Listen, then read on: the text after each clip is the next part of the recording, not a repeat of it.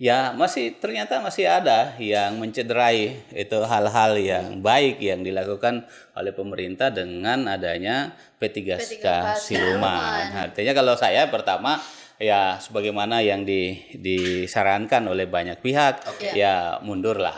Itu yang merasa dirinya sebagai P3K siluman itu ya mundur karena biar bagaimanapun kan ketahuan.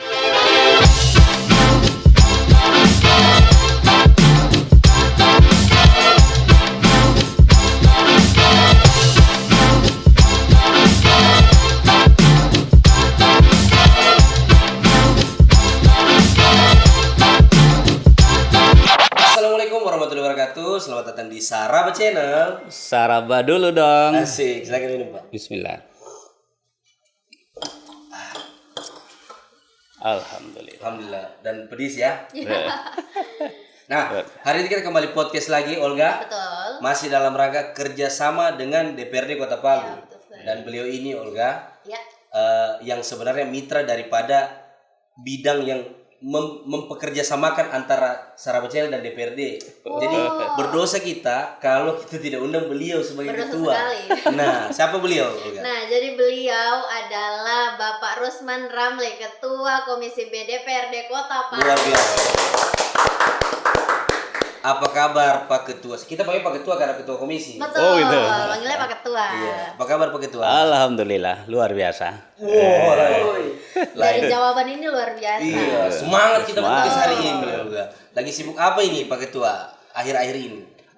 Masih dalam kerja-kerja kedewanan, Oke. terus kemudian ini baru-baru balik dari Jakarta. Agendanya apa? Bimbingan teknis, Oh, bimbingan. Bintek Nasional, anggota legislatif PKS Indonesia. Oh, berarti Ustadz Rizal nggak ikut ya? Tidak. Tolong. Bukan anggota DPR. Iya dulu. Berapa lama Pak di sana untuk BIMTEK sendiri? 3 hari, BIMTEK-nya 3 hari. Dan ternyata alhamdulillah ada 3 menteri yang kemudian hadir secara langsung memberikan materi gambaran terkait dengan program kementerian. Ya mudah-mudahan daerah bisa mengakses ya mendapatkan apa istilahnya kucuran ya, program dan kegiatan. Untuk Kota Palu. Tapi 3 menteri itu saya penasaran sama semua Pak ya? Menteri Tenaga Kerja Pak Prof. Yasserli, terus kemudian Menteri Koperasi yang baru Pak Ferry Yuliantona, terus kemudian Badan Gizi Nasional Prof. Dada, itu terkait dengan MBG. Itu jadi Betul. Betul. Tapi Bapak Ketua Komisi B. iya. Kita sebelumnya pernah undang Ketua Komisi A, Betul. Ketua Komisi C. Kita paham. Tapi Komisi B juga kita belum paham ini. Belum. Oh, gitu. Kita perlu cari tahu sama ketuanya langsung. Iya. Ini juga untuk edukasi untuk penonton supaya orang tahu Komisi A ini saja, Iya, C ini saja. biar masyarakat tahu kerjanya Komisi B apa. Olga pintar, ini co-host hebat ini dari ini. Betul. Minta maaf ini. Oke, bisa dijelaskan sedikit Komisi B ini? Ya, Komisi B ini alat kelengkapan ya tadi Komisi A, B dan C yang membidangi keuangan dan kesejahteraan. Wah. Bicara duit Jadi kan. bicara duit. Jadi OPD yang kemudian menjadi mitra dari Komisi B itu diantaranya Dinas Pariwisata, Dinas Koperasi UMKM dan Tenaga Kerja, Betul, koperasi. Dinas Pertanian, ada Badan Pendapatan Daerah, Bapenda ya? Ya, Bapenda, terus kemudian Badan Keuangan dan Aset Daerah, BPKD, terus kemudian ada Perumda Kota Palu, terus ada Perusahaan Umum Air Minum. Kalau Persda kemarin dirubah jadi Perumda. Itu sudah. Itu sudah. Terus kemudian perusahaan daerah air minum AVO Kota Palu. Kalau Donggala kan Welino. Kita sebenarnya AVO. Itu. Terus kemudian ada PT Bangun Palu Sultan. terus kemudian administrator kawasan ekonomi khusus. Itu KEK. ya KEK itu menjadi bagian dari mitra komisi B. Tapi cukup banyak. Tapi semua berkaitan dengan uang kecuali pariwisata. Saya agak bingung itu. Pariwisata masuk di Dan komisi itu B. disebutkan tadi di nomor 2 apa 3 tadi? Nomor 1 malah tadi. Iya, berarti dia salah satu prioritas untuk jadi Iya, mitra. harusnya itu pariwisata menjadi apa istilahnya salah satu OPD andalan harusnya. Kenapa? Karena sebagai ibu kota yang kemudian sumber pendapatannya dari sektor jasa itu ya harusnya pariwisata yang harus lebih dominan. Itu. Iya, PAD-nya di situ Iya, ya. PAD-nya. Jadi kalau orang datang, oh iya masuk. Gitu. Ya kita yang bodoh berarti. Tidak bodoh, kita masih kurang edukasi. Ya. Makanya tujuan ini supaya kita dapat edukasi itu kan. Oh iya, berarti kalau komisi B ini persoalan keuangan Iya, dia. betul. Tapi sejauh ini ketua sudah mengusulkan perda apa saja Iya, selama perda atau program-program apa nih? program unggulan dari komisi B yang diusulkan begitu. Ya kalau perda kan menjadi bagian dari tugas anggota DPRD ya di bab legislasi ya bab legislasi terkait dengan sebenarnya sudah banyak perda yang kemudian kita hasilkan dari pembicaraan dengan pemerintah Kota Palu. Jadi kan ada dua cara kemudian bagaimana itu perda bisa direalisasikan. Ya ada perda yang diusulkan oleh eksekutif, lalu kemudian ada perda inisiatif yang diusulkan oleh DPRD Kota Palu. Jadi nah inilah yang menjadi apa istilahnya produk legislasi di pemerintah daerah. Ada cukup banyak sih sebenarnya yang ini. Tapi untuk yang kan ini kan bicara soal komisi B, tentu bicara soal bagaimana kemudian peningkatan PAD. Oh ya. Nah, perda apa nih yang diusulkan atau sudah ada? Terrealisasi Iya, sudah terrealisasi sehingga itu membuat PAD naik gitu.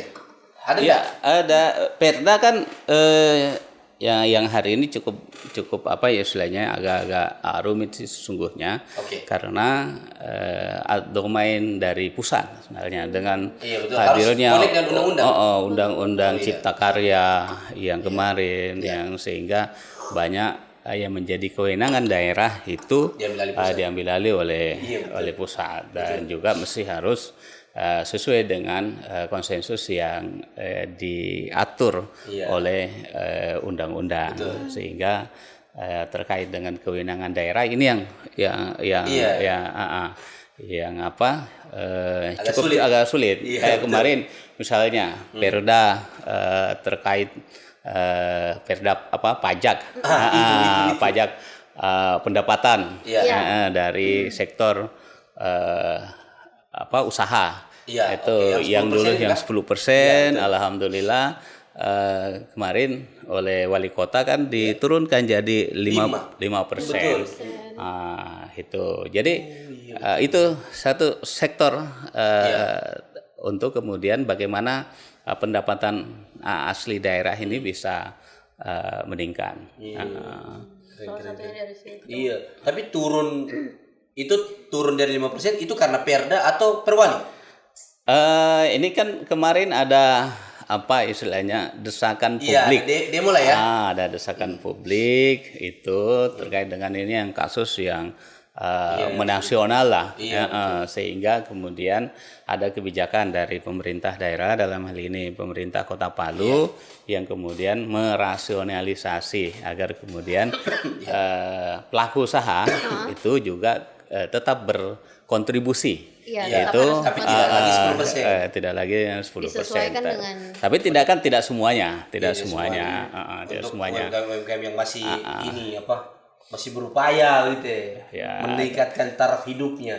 Kalau UMKM yang sudah lumayan settle, nah ini ya tetap 10%. Kenapa? Karena kan kita itu dari 7 tahun yang lalu kan, 7 tahun yang lalu kita bencana gempa, Betul.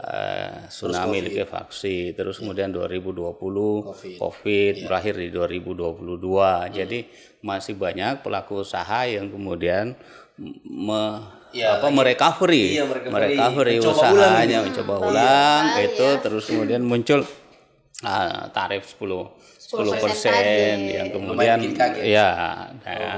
sehingga apalagi kemarin kan ada insiden lah penyegelan itu sampai kemudian pelaku usaha kemudian minta RDP di Komisi B. RDP sempat RDP. Terus apa keluhan mereka? Ya itu tadi bahwa maksudnya pemerintah kota dalam menjalankan aturan itu ada ruang komunikasi, ada ruang negosiasi. Karena kalau kemudian ditutup secara paksa, bagaimana caranya orang mau berusaha? Iya kan, nah sementara sumber penghasilannya dari situ. Tapi pada saat yang sama tentu kita sangat berharap bahwa pelaku usaha juga menyadari posisinya untuk tetap berkontribusi terhadap pembangunan daerah, berkontribusi terhadap peningkatan PAD daerah. Saya setuju itu. Tapi akhirnya keluar setelah RDP itu keluar rekomendasi. Ya, akan ada beberapa hal yang menjadi kesepakatan, terus kemudian yang kita juga sampaikan ke pemerintah kota agar ruang-ruang komunikasi, terus kemudian ruang-ruang negosiasi itu harus terbuka secara lebar, jangan kemudian kita memaksakan, walaupun itu aturannya benar, tapi kan ada ruang bagi kita semuanya untuk bisa terus berpartisipasi. Ada pengecualian ya. Iya. Mungkin ada apa istilahnya itu? Rekturisasi kah atau kemudian istilahnya perpanjangan ada pemakluman. Tidak harus sekian ininya, tapi mungkin bisa dicicil sampai saya setuju. Tapi pemerintah kota juga terbuka akan hal itu nah makanya kita sampaikan bahwa jangan lagi ada penyegelan. Betul. Jangan sampai. Jangan lagi ada penyegelan. Termasuk diskriminatif sih itu. Ya artinya kita juga memahami itu karena itu sikap aturan. Sikap karena ternyata seperti di gambaran di rapat dengar pendapat tersebut, pemerintah kota menyampaikan bahwa sudah ada upaya. Sudah ada sosialisasi, kecuali tidak ada sama sekali sosialisasi, tiba-tiba ditutup, itu yang salah. Betul. Tapi kan pemerintah kota sudah berapa kali mensosialisasikannya, tidak didengar, akhirnya melakukanlah tindakan seperti itu. Berarti bisa dibilang ketika misalnya kebijakan itu dari 10% ke 5%, itu berkat RDP yang dilakukan oleh DPR bersama dengan para UMKM. Salah satu di antaranya. Tetapi kan kita juga menyadari bahwa saat ini ekonomi kita tidak baik-baik saja kan. Ekonomi kita tiga ini juga bukan sama ekonominya orang di luar sana. Kita yang sedang duduk pun lagi tidak. Makanya sudah 3 hari podcast terus ini Pak. Oh gitu. Ketahuan. Saya kira kejar tayang. Bukan kejar tayang, kejar setoran. Oh, kejar setoran. Memang memahami bahwa ekonomi hari ini lagi tidak baik-baik. Betul. Saya setuju. Tapi Olga lagi deh pertanyaan, jangan saya lah. Tapi ini kan Pak Rusman, ini sudah Pak Ketua dong, Pak Ketua. Mohon maaf Pak Ketua. Ini kan sudah 3 periode. Tipsnya bertahan itu selama 3 periode itu apa Pak? Betul. Ini 3 periode loh. Betul.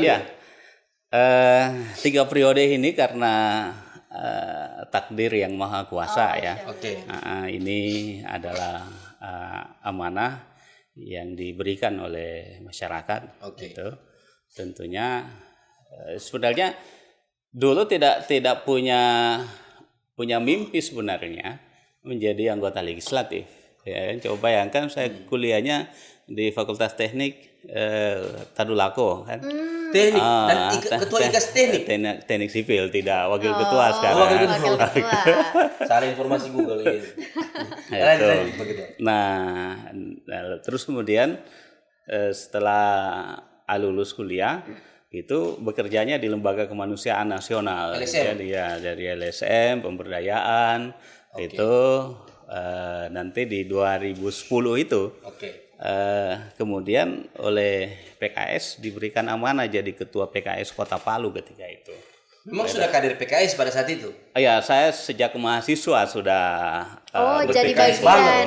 Ya, Sudah jadi bagian dari PKS. jadi sejak mahasiswa sudah aktif di PKS, terus kemudian 2010 itu ditunjuklah ya saya jadi ketua PKS Kota Palu sampai 2015 itu. Wah, Nah, sudah berkarir di dunia politik cukup lama, Pak. Dari mahasiswa. Iya. Tapi kenapa? Maksudnya dari sekian banyak partai nih, mohon Iya. maaf ini. Kenapa PKS yang akhirnya merebut hati seorang ketua Komisi B, Bapak Rusman Ramli? Iya, jadi pelopor Ya, politik. Bapak. ketika itu kan ya kita yang masih muda ya. Ya. Karena Nah, anak muda kan partainya bukan PKS, itu PKS orang tua sekali tuh, minta maaf.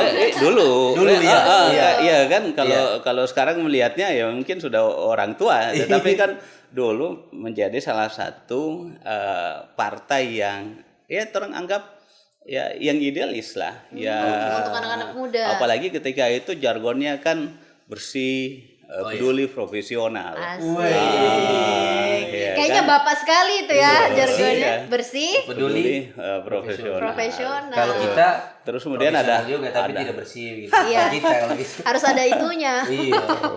Oke, Ya, terus jadi itu yang membawa ininya. Jadi kan sebenarnya pilihan-pilihan politik dan Betul. kemudian kita melihat bahwa banyak anak-anak muda, kemudian saya punya senior-senior juga di Fakultas Teknik yang aktif di PKS ketika itu. Dan ternyata itu yang menjadi jalan menuju PKS. gedung DPRD Kota Palu ternyata ya kan. Karena kalau orang tidak berpartai kan agak susah. Agak sulit, betul, Iya, Pak. bisa jadi PHL di DPRD sih. Bisa, tapi baiknya mungkin berpartai, Iya. Pak ya. Iya. Maksudnya Betul. kalau Pak Ketua bilang tadi, itulah membuat jalan-jalan. Saya sekarang berkantor DPRD bisa, Bisa. saya berpartai tapi jadi pegawai negeri bisa. Jadi Ya, pegawai kontrak artinya bisa. menjadi Anggota DPR. iya, anggota DPR sebagai wakil rakyat. Karena yang kemudian bisa mencalonkan wakil rakyat itu adalah partai politik. Betul. Heeh. Partai Itu. politik yang punya hak Dan Betul. kalau kemudian kita ingin memperbaiki situasi saat ini seperti yang tadi juga di ini kan bagaimana nanti ke depannya. Iya, betul. Apalagi sekarang partai politik, Iya. DPR, begitupun dengan misalnya anggota DPR yang dalam tanda petik nih saat ini mendapat penilaian yang agak iya. Citranya kurang baik. buruk iya di antara semua lembaga DPR kayaknya yang paling citranya Ya, paling karena ya DPR saat ini menjadi etalase publik saya gambaran. Kenapa? Karena dia menjadi perwakilan dari masyarakat. Mau tidak mau menjadi sorotan. oke. Dan Karena paling banyak juga DPR ya. nah iya tidak juga sih sebenarnya kalau dari banyak pegawai sih. dari sisi anggaran juga tidak terlalu besar. Iya. Cuma masalahnya itu yang menjadi sorotan publik. Kenapa? Karena itu tadi tampilan sebagai wakil rakyat yang mewakili rakyat. Nah, sehingga inilah ya salah satu hal yang kemudian kami dapatkan di bimbingan teknis kemarin di Jakarta yaitu tadi untuk bagaimana memperbaiki citra sebagai wakil rakyat, bagaimana memperbaiki citra partai politik gitu karena ia mendapatkan amanah oleh konstitusi itu adalah partai politik. Partai politik lah yang kemudian ya yang mengusung nanti kepala apa presiden dan wakil presiden kepala negara. itu dari partai politik Politik juga. dan gabungan partai politik. Iya, Begitupun nanti di skala daerah juga adalah partai politik dan gabungan partai politik itu. Bahkan yang nanti mencalonkan calon legislatif itu adalah partai politik bukan ormas. Betul. Itu. Ya, betul. Nah, sehingga ya kita harus menghadirkan partai politik yang kemudian bisa menjadi pilihan masyarakat dan juga adalah calon-calonnya yang mesti harus kemudian selektif. Iya, Itu. Tapi kan kemarin sudah Pak Ketua bocorkan bahwa dapat bimbingan teknis Betul, ini di Jakarta. Iya. Bagaimana kemudian memperbaiki citra DPR. Nah, kasih juga sedikit kita ini ilmunya bagaimana Ilmunya itu? DPR itu bagaimana Iya, sih? materi di sana yang diterima itu bagaimana coba? Iya. Untuk kemudian citra DPR bisa baik ini. Satu hal sebenarnya yang menjadi kunci itu adalah trust. Bagaimana kemudian kita bisa dipercaya? Itu saja. Oke. Itu. Kuncinya kepercayaan. Karena posisi kita, kami sebagai wakil rakyat ini adalah penyambung aspirasi, Iya. penyambung lidah rakyat. Betul. Itu, Saya setuju. iya kan. Jadi ketika kita tidak dipercaya agak susah ini. Susah sekali, Berarti- bukan agak susah tapi susah Iya, sekali. berarti Pak Ketua mau bilang anggota DPR yang terpilih itu, calon anggota legislatif yang terpilih itu harus yang betul-betul bisa dipercaya. Oh, betul sekali. Kalau orang tidak dipercaya kan tidak bisa dipilih. Oh iya. Nah, Iya kan? catat. Makanya 3 periode karena dipercaya. Tepuk tangan. Betul. Keren ya. Tapi Kak Arif, kemarin Iya. saya sempat dengar ini Pak. Iya. Kalau tidak salah keluar rekomendasi DPRD untuk menjadikan Bambaru jadi pusat kuliner malam. Nah itu Pak Usman Ramli kayaknya yang bisa. Iya, itu iya, alasannya betul. kenapa memilih Bambaru itu Pak. Dan Iya. kenapa harus malam? Iya kan. Bukannya tidak agak sulit Siang kayaknya. saja. Siang tukang saja. parkir bakal lain di situ. Karena sepi. Atau gara-gara apa lah lu bakal lain itu. Oke. Lagi viral kemarin dan Apalagi malam lagi ya. malam. Iya. Jadi sebenarnya Ini, kita ini sebelum Pak Iya. Ketua jawab, ini pasti perdebatannya panjang karena saya orang kampung baru. itu jadi gini, alhamdulillah sebenarnya perhatian pemerintah Kota Palu terhadap pasar Bambaru ini sudah sangat luar biasa, ya kan, dengan revitalisasi yang dilakukan di zaman Pak Hidayat. Wali Hidayat gitu. Kepala Lalu Desa kemudian terus kemudian 2021 ya, akhir 2021 kemudian proses penggunaannya. Iya. Itu. Jadi ya kita sebenarnya sih berharap bahwa ini menjadi satu pusat ya perbelanjaan masyarakat di wilayah barat yang kemudian bisa meningkatkan apa istilahnya perekonomian. Perekonomian di bagian perekonomian. sini. Ada ekonomi yang berputar di Ya, situ. ada ekonomi yang berputar di situ. Tapi ternyata Seiring berjalannya waktu. Itu ternyata belum Maksimal. memberikan apa istilahnya Dampak. dampak ketertarikan masyarakat untuk itu. Saya tidak tahu bagaimana promosi dan lain sebagainya atau barang-barang yang kemudian Dijual di sana. yang ternyata hari ini oleh masyarakat bisa dibeli secara langsung, bisa secara online dan lain sebagainya. Iya, iya. Itu satu sisi. Nah, pemerintah Kota Palu ya, lalu di lantai dasar itu mall pelayanan publik dan Dukcapil juga di situ. Itu dengan harapan bahwa ini akan mendekatkan proses pelayanan terkait dengan pelayanan publik di sisi itu. Nah, ini ternyata belum juga. Belum itu. Bahkan lantai 3, lantai 2 itu kosong. Itu. Nah, sehingga muncul sebenarnya sih diskusi dari para pelaku usaha, para pedagang di situ bahwa Pak Ketua hadir juga. artinya ini masih tataran oleh pengelola pasar ketika itu kan. Lalu kemudian kan ada dibentuk HIPAP kan, Himpunan Pedagang Pasar Baru. Ada itu. Ada. Kalau saya baru tahu loh. Ada itu. Iya. Itu jadi dari sisi itu dengan pengelola pasar dalam hal ini Dinas Perdagangan dan Perindustrian yang menjadi leading sektor atau pengelola pasar yang ada di Kota Palu itu kemudian berinisiatif untuk membongkar kaca depan itu. Oh iya. Sehingga kemudian bisa dijadikan sebagai akses masuk ya para pengunjung ininya yang selama ini kan pintunya terbatas. Iya, betul, terbatas. Pintu terbatas yang ternyata dari sisi infrastruktur dan sarana prasarana yang ada di dalam itu tidak memungkinkan karena ternyata AC-nya tidak nyala dan lain sebagainya. Itu sehingga banyak undang-undang sini. Istilahnya sirkulasi udara tidak dan orang tidak nyaman di dalam. Itu dia. Nah, makanya ketika kemudian dibuka itu, nah ternyata memberikan ada yang tidak senang itu, ada yang pro dan kontra lah istilahnya. Sehingga oleh kemarin ada permintaan dari HIPAP itu untuk rapat dengar pendapat di kebetulan Komisi B menjadi leading Iya, sektornya. betul. Dan alhamdulillah saya dengan teman-teman Komisi B itu turun melihat di Pasar Bambaru, berdialog dan ternyata tidak puas. Itu masih kemudian menginginkan rapat dengar pendapat dan menghadirkan pemerintah Kota Palu. Dalam hal ini Perindak mungkin. Perindak, Satpol PP, lalu kemudian aset, kemudian bagian hukum itu minta dihadirkan ya pelaku usaha ininya gitu ya. Dan alhamdulillah sebenarnya sih kita sudah memberikan gambaran dan lain sebagainya, penjelasan dari pemerintah Kota Palu, dan hasil kesimpulan dari hal itu kita sebenarnya memberikan rekomendasi kepada pemerintah Kota Palu dalam hal ini pengelola pasar. Yang intinya bahwa ketika ada masalah di situ, nih pengelola pasar yang paling bertanggung jawab. Betul. Silakan. Karena kalau ada yang pro dan kontra itu hal yang biasa lah, hal yang biasa. Dampak yang kemudian dari kebijakan itu tentu ada yang pro dan ada yang kontra.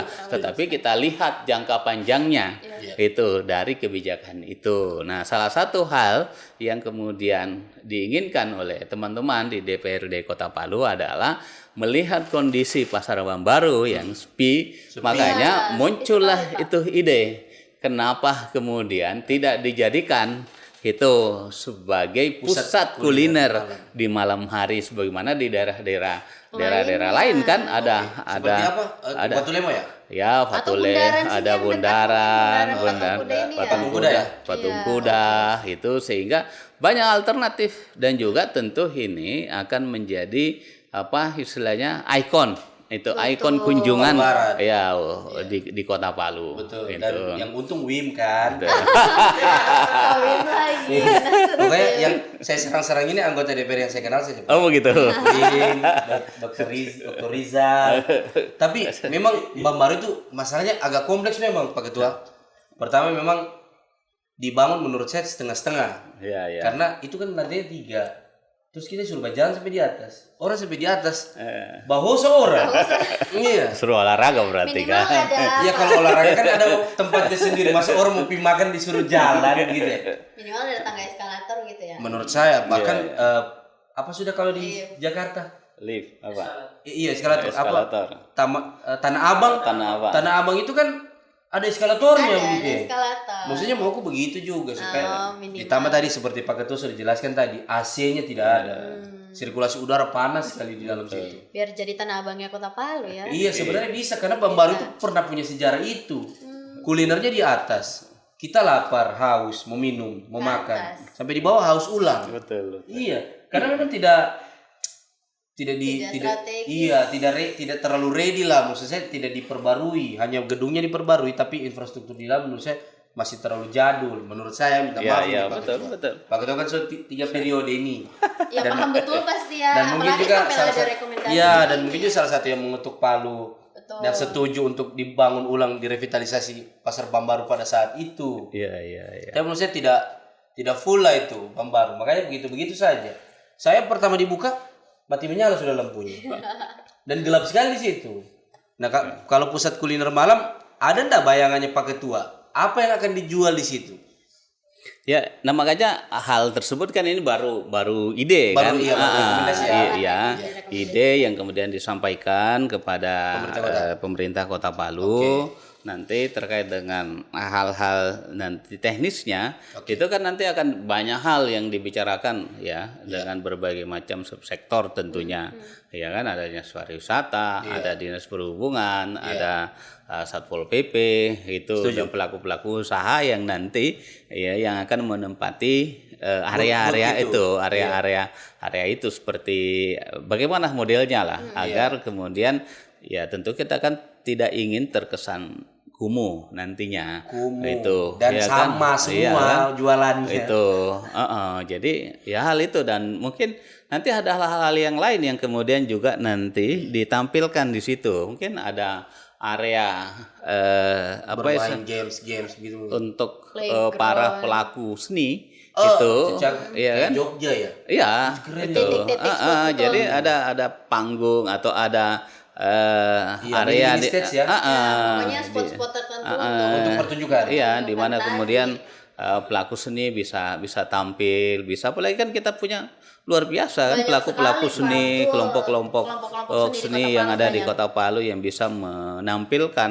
instrumen-instrumen kearifan lokal, budaya, iya yang harus hasil karya anak-anak Kota Palu banyak. Betul, saya setuju. Dan ini sudah direkomendasikan oleh DPRD, Sudah. artinya tinggal dijalankan. Ya. Ini kalau tidak dijalankan, apa perlu Pak Rusman Ramli yang jadi wali kota? Wow. Iya, maksudnya kalau tidak dijalankan kan ya sudah Pak Rusman Ramli saja jadi wali kota. Diaminkan dulu berarti. Iya, itu yang baik berarti saya bantu aminkan. Iya, karena ide ini kan dari Pak Ketua sendiri. Iya, iya. Ide untuk membuat Pasar Bambaru menjadi pusat kuliner malam itu dari Pak Ketua Dan ada ternyata konsepnya juga cakep karena sekali, Kak. ada saya kalau Pak Ketua bicara tadi saya jadi teringat Jogja dan ada pusat kuliner malam, terus ada orang menampilkan karya-karya seni. Wah, saya sudah gila, orang Kampung Baru bakal bangga ini. Iya, betul. Iya, apalagi kan kampung. Disimpan itu visi misi Pak Ketua. Oh, gitu? Izin, iya. Maksudnya jangan terlalu dikeluarkan kemana-mana. Nanti Ustadz Rizal maju, Ustadz Rizal. Oh, gitu. Iya. Lalu bagus idenya Pak Rusman Ramli loh daripada Ustadz Rizal yang tanam-tanam pohon mangga depan rumah itu. Minta maaf, bercanda saya. Tapi apa kita ke Q&A dulu ya? Boleh. Kita ke Q&A dulu karena tadi kita sudah pasang mukanya Pak Ketua. Ada banyak yang ada 3 orang, sekitar 3 orang yang Oh, gitu. bertanya. Iya, Mungkin, iya. hah? Tetap lagi satu. Tamu Berarti satu. sementara jalan ini ada antusias lagi yang keluar dari. Padahal tidak live loh ini. Oh, luar Kok biasa. tiba-tiba ada yang bertanya lagi. Oke. Silakan. Olga nanti yang dibacakan. Oke. Yang pertama dari Justin Haye 06. Oh, ini pasti Justin Haye. saudaranya ini.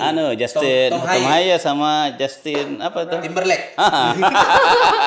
Justin Hafner. Justin Hafner. Iya. Oh, Masya gitu. Allah. Aku tuh tahu bola juga loh. Tahu. iya. Dia tanya ini, bisa ndak diusut itu P3K Siluman di Kota Palu, Pak? Tanda menangis, Pak, ya Allah. Oh, itu dia ya. Korban kayaknya ini juga. Iya, artinya lagi viral. di satu sisi kan kita alhamdulillah lah. Artinya bahwa pemerintah Alhamdulillah apa nih? enggak gini. Alhamdulillah bahwa P3K itu ada disiapkan oleh pemerintah. Iya, Sehingga kemudian saudara-saudara kita yang sudah mengabdi itu punya kejelasan. Betul. Punya Punya status yang punya jelas. status yang jelas. Iya. Itu tidak lagi sebagai Ya, honorer iya. tentunya, tetapi sudah menjadi bagian dari pemerintah. Nah, tetapi ya ternyata masih ada yang mencederai itu hal-hal yang baik yang dilakukan oleh pemerintah dengan adanya P3K Siluman. Artinya kalau saya pertama ya sebagaimana yang disarankan oleh banyak pihak, ya mundurlah. Itu yang merasa dirinya sebagai P3K Siluman itu ya mundur karena biar bagaimanapun kan ketahuan. Iya. Biar bagaimanapun akan ketahuan. Enak sekali perasaannya. Dan alhamdulillah kan ternyata kemarin sudah ada rapat dengar pendapat dengan P3K dengan kemudian honorer yang merasa dizolimi dengan adanya P3K Siluman ini. Dan ini sudah direspon baik oleh pemerintah Kota Palu. Saya baca berita tadi bahwa Inspektorat Kota Palu sudah kemudian melakukan koordinasi lintas OPD untuk memang betul-betul melihat dan mudah-mudahan ya kita tinggal tunggu saja. Ya, mudah-mudahan apa yang dilakukan oleh pemerintah Kota Palu terkait dengan P3K Siluman ini Harus bisa ada K-nya, ada syarat kan, itu bisa diungkap. Iya. Ya, dan ini yang oleh DPRD Kota Palu akan mengawal terusnya sampai sejauh mana, karena tentu kan ya ada orang-orang yang dizolimi. Ada orang di satu sisi. dan saya agak curiga ada orang-orang yang dilindungi juga. Nah, itulah tugasnya DPR untuk tetap mengawasi jalannya usut ini agar supaya pengusutan P3K. Ya, intinya kalau dari saya bahwa hal ini harus diusut secara tuntas. Oke. Dan DPRD Kota Palu insya Allah siap memberikan pengawasan yang paripurna terhadap persoalan ini, karena ya sekali lagi bahwa kita tidak ingin ada hak orang lain yang dizolimi. Gitu. Nah makanya tadi di awal saya sampaikan bahwa kalau merasa sebagai P3K siluman ya gentle dong, mundur saja, kan tidak jadi masalah. Gimana? Betul, saya setuju. Iya kan? Tapi Pak Ketua izin, ini kan ada orang yang merasa bahwa ini adalah rezekinya. Paham, rezeki itu kan tidak mesti harus dengan cara-cara yang mengambil jatah orang lain gitu. Ya. Itu. Masa ada orang yang kemudian sudah mengabdi puluhan tahun terus berharap sekali dengan P3K, tapi karena tidak punya ordal misalnya, tidak punya koneksi, itu terus kemudian dia gagal. Nah, ada orang yang satu sisi ini tidak pernah, ini kan di koran sudah mulai muncul kan? Bahkan yang saya lihat videonya sudah sebut nama. Nah, itu dia. Nah, makanya hal-hal ini makanya kita minta agar pemerintah kota bisa mengusut secara tuntas. Dan sekali lagi DPRD Kota Palu insya Allah karena menjadi tanggung jawab untuk memberikan pengawasan dan kita ingin agar orang-orang yang hal seperti ini itu jangan terjadi lagi. Gitu. Cuman begini begitu saya agak panjang ini kalau kita bahas ini.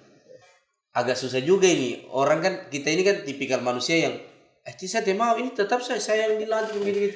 Dan kalau gitu oke lah kalau kita gentle. Kan tapi kebanyakan kenyataannya banyak yang tidak gentle ini. Itu bagaimana nanti? Kan ada proseduralnya kan. Bahwa yang disebut sebagai honorer, kan jelas ada administrasinya, ada absensinya, bahwa terdaftar di dinas ini, di OPD ini, dan lalu kemudian mengabdi misalnya, itu kan ada slip gaji misalnya. Cuma maksudnya dorang mau ini, tetap dorang mau, bagaimana? Nah itu kita serahkanlah ke pihak yang berwenang. Betul.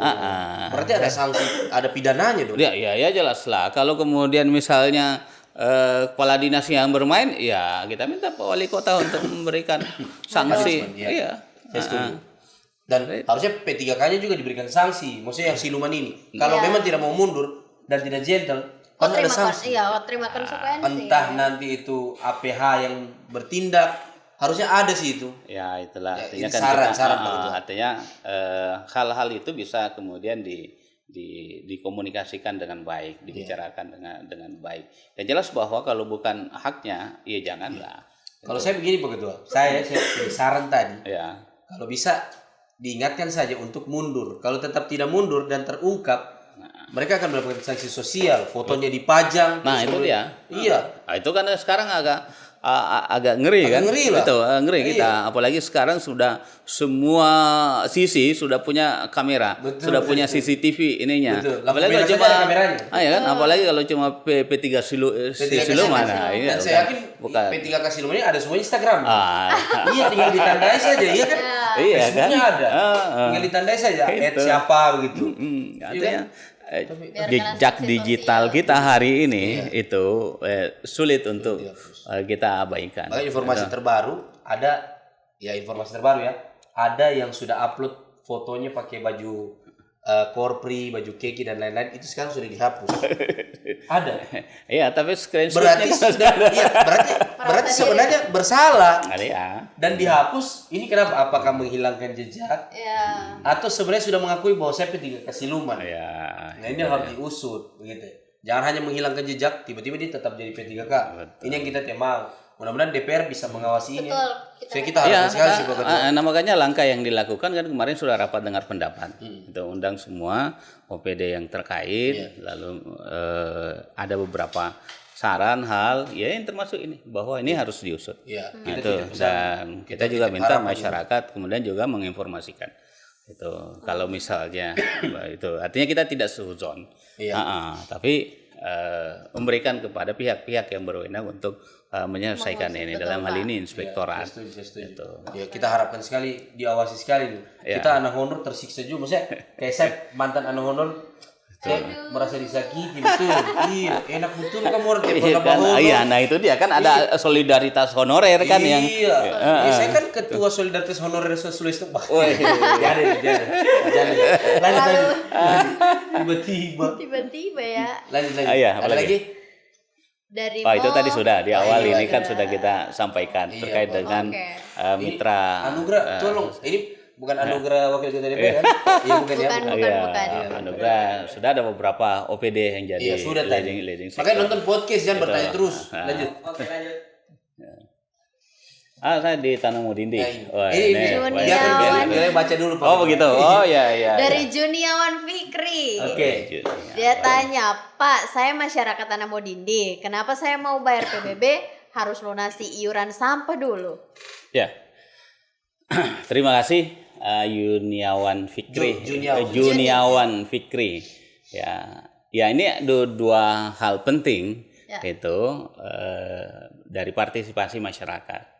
Jadi pada persoalan PBB dan persoalan iuran sampah. Ini saya kira dua hal ini menjadi salah satu kewajiban dari masyarakat, dari partisipasi masyarakat terkait dengan pembayaran pajak bumi dan bangunan, itu lalu kemudian iuran sampahnya. Itu kenapa? Karena ya kita sudah dilayani, kita dilayani oleh DLH dengan adanya pick up sampah, lalu kemudian adanya truk sampah yang lalu lalang hari ini di Kota Palu.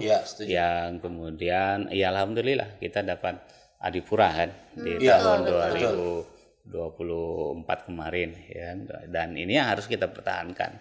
Dan respon dari masyarakat luar melihat wajah Kota Palu memberikan respon yang sangat positif bahwa ternyata Palu sudah sangat bersih, padahal dulu berapa tahun sebelumnya kita masuk dalam 6 kota terkotor di Indonesia dan itu mungkin karena pengaruh gempa bumi.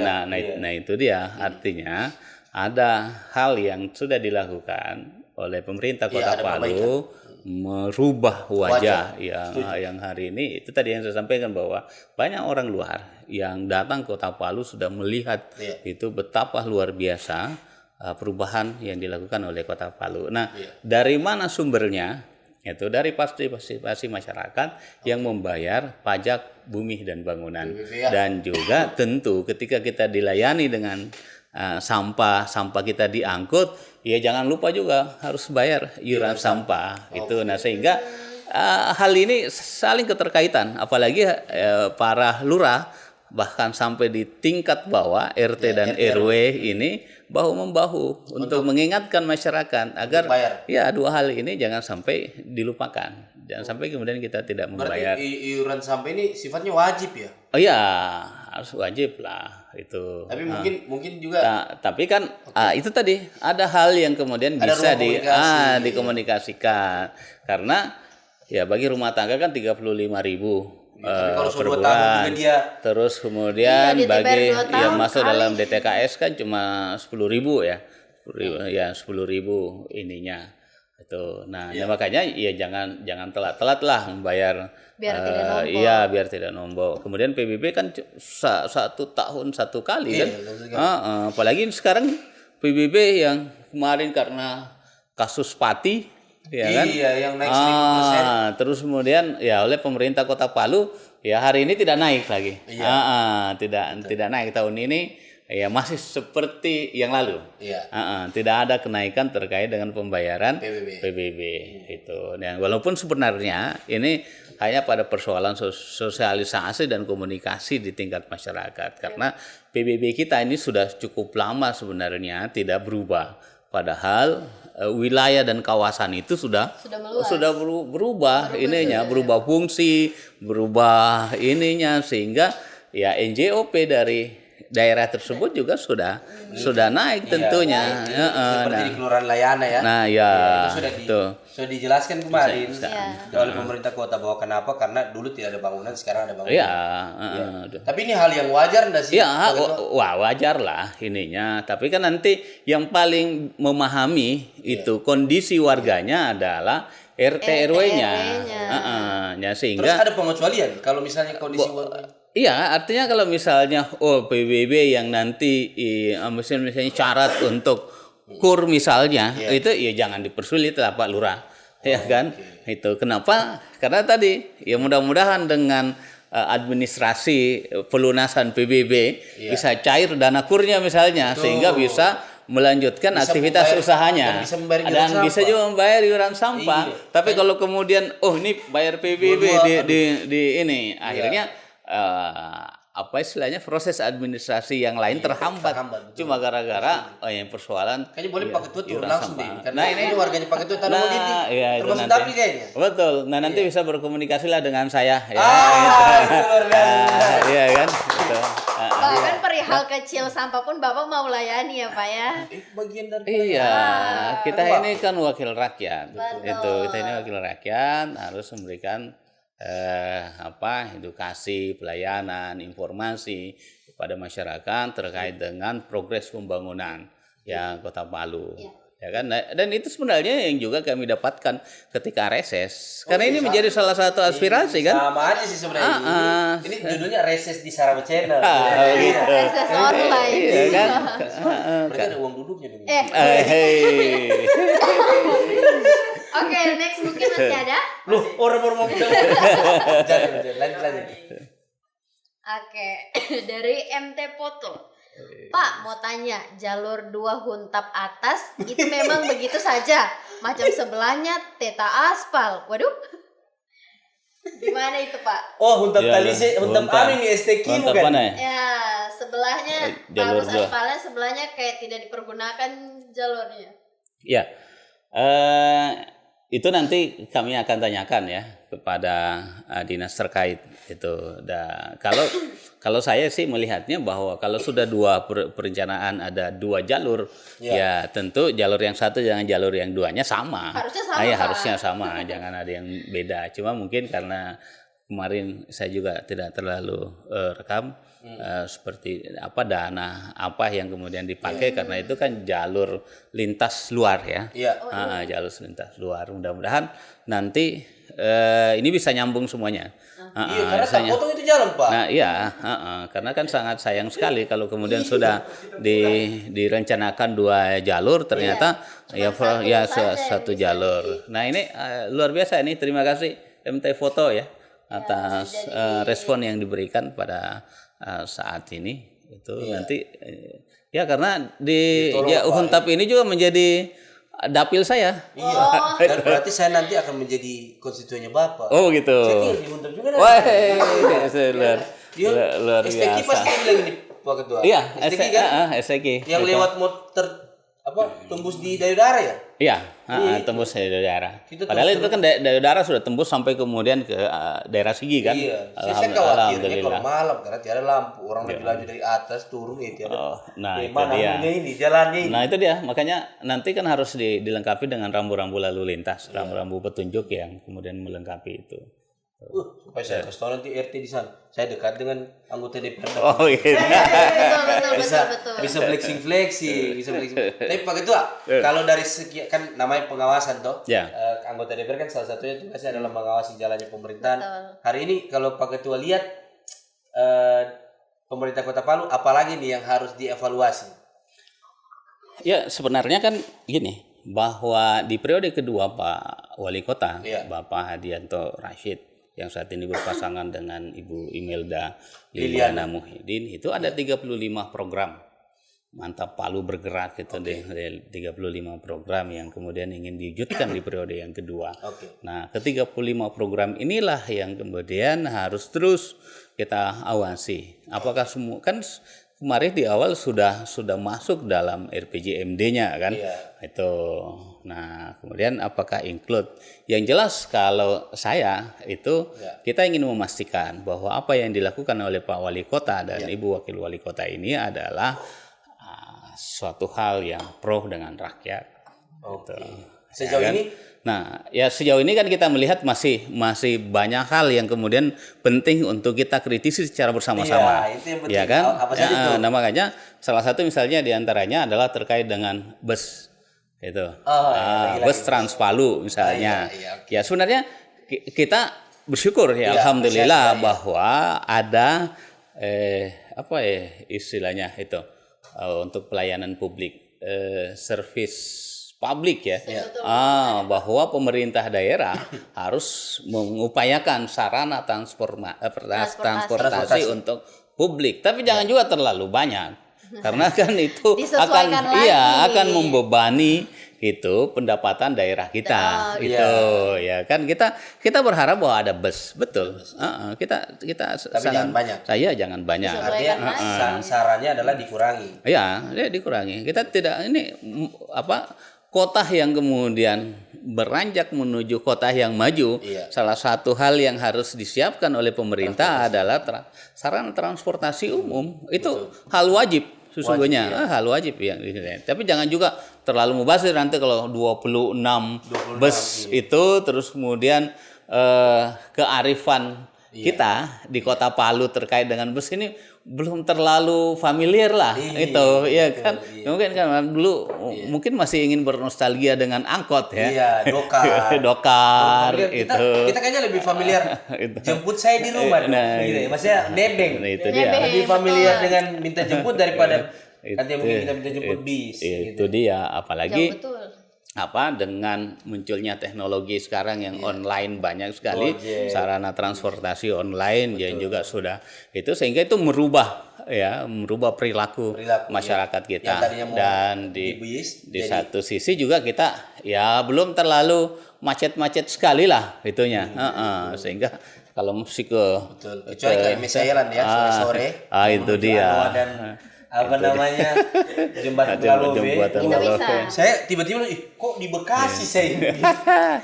Macet sekali sih itu. Ya itu di satu sisi ya yang perlu. Kemudian yang lain kan juga itu bahwa kalau kita lihat nih Pak Wali Kota ini pembangunan itu merevitalisasi taman. Iya, itu banyak. Ini sih bagus. Cuma kan masih banyak hak-hak lain, hal-hal yang lain maksud saya. Hak dasar masyarakat yang kemudian penting dan sangat harus dipenuhi. Iya, betul. Itu di satu sisi. Jadi sebenarnya taman bagus, Ya, tapi taman ada bagus. hal-hal lain yang harusnya diprioritaskan. Ya, maksudnya taman-taman yang kemarin itu belum rusak-rusak amat. Itu jangan dulu lah yang sektor-sektor yang lain sektor-sektor lagi, yang betul. lain. Ini misalnya begini, guru ngaji kita ini belum mendapatkan kursi pegawai syara kita ini belum mendapatkan pos-pos itu terus kemudian guru-guru honorer kita juga hari ini ya kan masih itu banyak kan berapa penghasilan yang diberikan oleh pemerintah misalnya itu dan hal-hal yang lain pelaku-pelaku usaha kecil kita yang itu itu jadi masih banyak hal-hal yang kemudian yang memang menjadi prioritas masyarakat apatah lagi kalau bicara kita tentang Kota Palu bahwa pasca gempa itu masalahnya belum selesai ya kan. Betul, saya setuju. Jadi harusnya sebenarnya semua program pemerintah hari ini sudah oke. Alhamdulillah. Cuma tetap harus ada yang dikritisi kan. Betul. Kan fungsi pengawasan DPR ya. Betul. Keren. Tapi harapannya ke depan ini Kota Palu akan seperti apa ini? Kalau Pak Ketua lihat. Ya, pertama Kota Palu sebagai ibu kota provinsi terus harus kemudian menjadi contoh bagi daerah-daerah yang lain di Sulawesi Tengah dan juga tentu bisa sejajar dengan kota-kota atau ibu kota provinsi yang ada di Indonesia. Terus kemudian yang kedua itu kita ini kan kota dengan sebutan kota 5 dimensi. Betul. Ya kan? Iya, setuju. Zamrud Katulistiwa. Ya kan? Nah, 5 dimensi ini yang kemudian harus betul-betul di-upgrade oleh pemerintah Kota Palu sehingga bisa menjadi sasaran mata dunia. Biar orang-orang bisa ke sini ya. Nah itu dia. Coba bayangkan kalau kemudian kita sendiri yang putar-putar di Kota Palu, tidak ada orang lain yang datang bagaimana cenderamata dari pelaku UMKM kita bisa laku. Betul. Iya kan? Siapa yang mau menikmati Kaledo, siapa yang mau menikmati UMFOI, siapa yang mau menikmati di atas di Padang JC Utadada. Kita mau menikmati kalau Pak Ketua Pak ajak. Nah itu dia. Padahal coba spot para layang kita itu di Salena itu menurut para atlet para layang itu adalah satu spot yang sangat menantang ya kan itu. Nah jadi ajang lomba iya kan di Teluk Palu. Iya.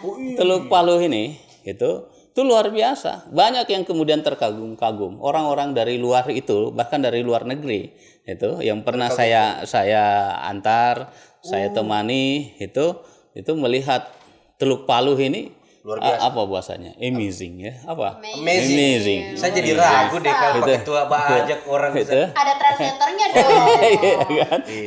Itu. Amazing. Itu. Amazing hotel ya. Iya, hotel. Luar biasa berarti orang itu iya kan keindahan dari Kota Palu sendiri. Itu kan apalagi kalau kita lihat nih di spot yang di atas itu lihat kota Palu yang hari ini coba lihat itu Jogja itu terus kemudian orang beralihnya ke Gunung Kidul. Kenapa? Karena mau lihat view. Nah, kurang view apa kita di Kota Palu itu coba bayangkan. Betul, saya setuju. Cuma ada laut, ada sungai, ada banyak. Itu tadi 5 dimensi tadi. Betul, cuma memang kita dirusak oleh tambang kan. Wah. Itu kayaknya kita bicara di episode yang lain. Nah, itu dia. Iya. Tapi luar biasa. Betul. Kayaknya ada cita-cita jadi wali kota deh. Ada enggak cita-cita itu Pak Ketua? Kalau saya lihat dari cara bicara tadi sepertinya ada deh. Begini. Sebagai politisi, itu ini jawaban politisi selalu begini. Iya, bukan. Begini. Kan saat ini sebagai anggota DPRD Kota Palu, apalagi sudah 3 periode, gitu kan. Jadi cara naik kelasnya politisi itu kalau tidak dia ke DPR provinsi atau ke DPR RI, ya jadi calon kepala daerah. Tapi kan tentu ada pertimbangan-pertimbangannya dalam kamus politik yang kemudian oleh guru saya ajarkan. Itu ada 2 hal, itu kitab tahu diri dan kitab percaya diri. Wah. Iya kan? Pak Ketua ada yang di mana nih? Apa ya? Ada di mana di antara dua nih? Nah itu dia artinya kalau nih sekarang ya saya tahu diri sudah 3 periode gitu, maka ya mesti harus naik kelas dong. Iya, biar ada dan kaderisasi. Tentu ya saya minta Saraba Channel siap. Memberikan dukungan ya. Oh siap. Siap. Kami siap. Jangan kita pilih Wimin. Bukan menjadi wali kota. Ini bagus ini. Idenya bagus Pak Ketua. Iya. Harus akan maju nanti Bang Bar ya. Oh gitu. Saya setuju daripada Wim. Oh begitu. Tapi Wim sudah ada itu. Dia sudah live TikTok saja, Pak. Monumen Mandura. Dia fokus di live TikTok sekarang. Oh begitu. Dia live TikTok bersama dengan Akbar Supratman. Oh gitu. Saya pikir wali kota sudah, Pak Rusman Ramli saja. Jangan jadi wakil PKS lagi, Pak. Harus wali kota sudah. Kalau saya belum ke sana karena saya masih tahu diri. Jadi kalau di wali kota itu saya masih terus membaca kitab tahu diri. Belum berani. Kalau wakil wali kota sama. Karena itu satu paket kalau. Itu artinya kita bisa masih banyak tokoh-tokoh itu putra-putri terbaik Kota Palu yang kemudian punya wawasan, punya kapasitas yang sangat mumpuni. Ya tinggal kita mensupport lah. Betul. Kita membantu bangun karena tentu kita ingin Kota Palu ini jauh lebih baik di masa yang akan datang. Luar biasa. Tepuk tangan. Ini tidak dirasa sejam podcast dengan gitu. Pak Ketua tidak dirasa. Memang enak kalau podcast di Saraba Pak Ketua. Oh gitu ya. Iya. Apalagi Pak Ketua sebelumnya pernah di podcast di mana selain di Saraba? Podcast itu di mana ya, di sama FPK. Sudah Pak Ketua. Podcast di Saraba memang enak begitu. Dirasa waktu sejam. Betul. Iya. Tapi bagaimana Pak Ketua sebelum kita berakhir ya? Lihat Saraba Channel hari ini. Soalnya ini mitra kita. Betul. Oh gitu. Iya. Pengen ditambah tahun depan naik. Jangka panjang.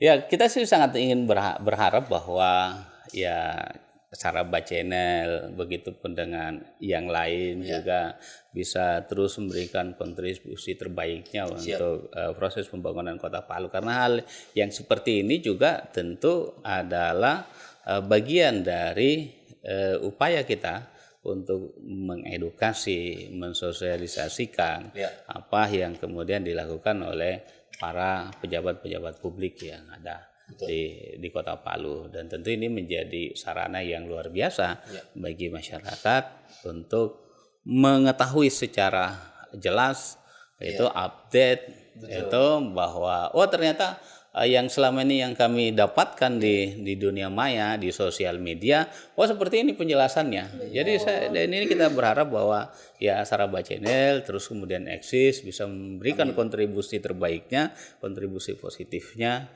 untuk Kota Palu yang kita cintai, dan tentu ya kita berharap bahwa ini semakin profesional. Ya kan, kita semakin profesional dan ya mudah-mudahan followersnya atau subscribernya bisa tembus 10 juta lah ya. Amin. Bagi teman-teman yang belum perlu MOU juga bisa tembus 10 juta setiap. sudah tembus kah 10 juta subscribernya? Itu kalau belum tembus, yang tahu yang lihat channel Saraba Channel ini ya di subscribe. Iya, itu jangan tidak di subscribe. Kartunya naik. Ya itu ya harus itu. Ya, terima kasih Pak Ketua. Sama-sama dengan rela dan sudi bermain di Saraba Channel, kita mendapatkan ilmu-ilmu baru lagi nih Vini.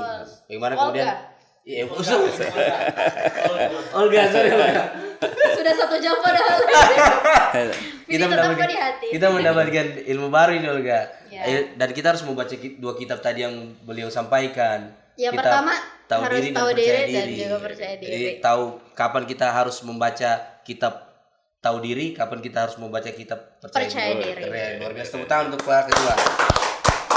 Terima kasih Pak Ketua, sehat selalu. Sampai ketemu di podcast selanjutnya, tetap di Saraba Channel. Saraba dulu dong. Asik. Luar biasa.